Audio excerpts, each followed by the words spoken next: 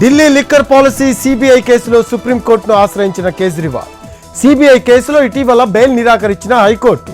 ఇప్పటికే ఈడీ కేసులో బెయిల్ ఇచ్చిన సుప్రీం.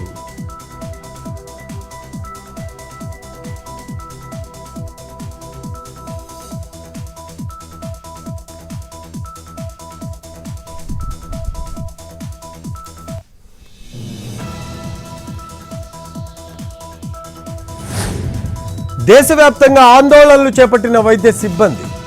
ఎమర్జెన్సీ సేవలు తప్ప అన్నింటినీ ఆపేసిన డాక్టర్స్. కోల్కతాలో వైద్యురాలిపై అత్యాచారం ఘటనపై నిరసన.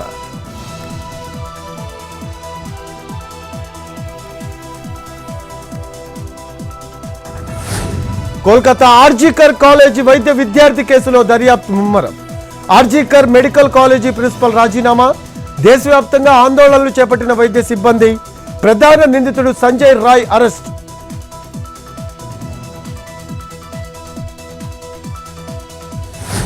ఖమ్మం జిల్లాలో మంత్రులు భట్టి, పొంగులేటి, జూపల్లి పర్యటన. చారిత్రక పర్యాటక ప్రాంతాలను పరిశీలిస్తున్న మంత్రుల బృందం. నేలకొండపల్లి మండలం బౌద్ధ స్తూపం వద్ద పర్యాటక శాఖ అధికారులతో సమీక్ష. ఉమ్మడి ఖమ్మం జిల్లాలో పర్యాటక రంగం అభివృద్ధిపై ప్రభుత్వం ఫోకస్. రాజమండ్రి జైల్లో క్షమాభిక్ష కోసం వేచి చూస్తున్న ఖైదీలు.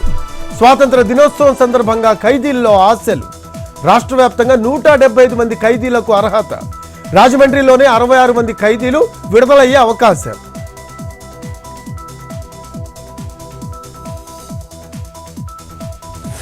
తూర్పుగోదావరి ధవళేశ్వరంలోని కిడ్నాప్ కథ సుఖాంతం. పోలీసులకు చిక్కిన కిడ్నాపర్ వెంకటేష్. కిడ్నాప్ కు గురైన అక్కా చెల్లెళ్లు సేఫ్.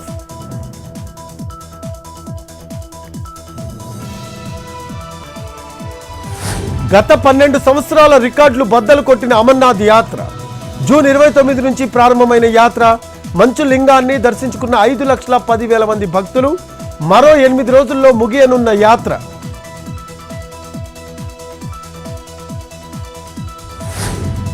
కేరళ వైనాడ్లోని కొండ చర్యలు విరిగిపడిన ఘటనలో దారుణ పరిస్థితులు.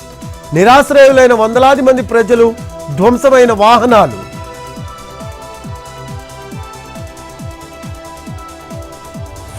రాజస్థాన్లోని పలు ప్రాంతాల్లో భారీ వర్షాలు. నీట మునిగిన లోతట్టు ప్రాంతాలు.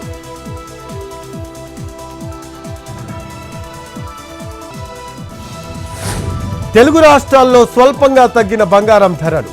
24 క్యారెట్ల 10 గ్రాముల పసిడి ధర 70,580. 22 క్యారెట్ల 10 గ్రాముల పుత్తడి 64,700. కిలో వెండి ధర 88,000.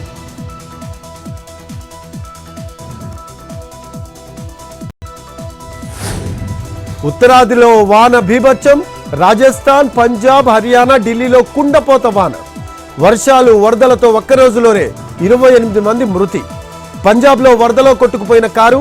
ఒకే కుటుంబానికి చెందిన 8 మంది మృతి.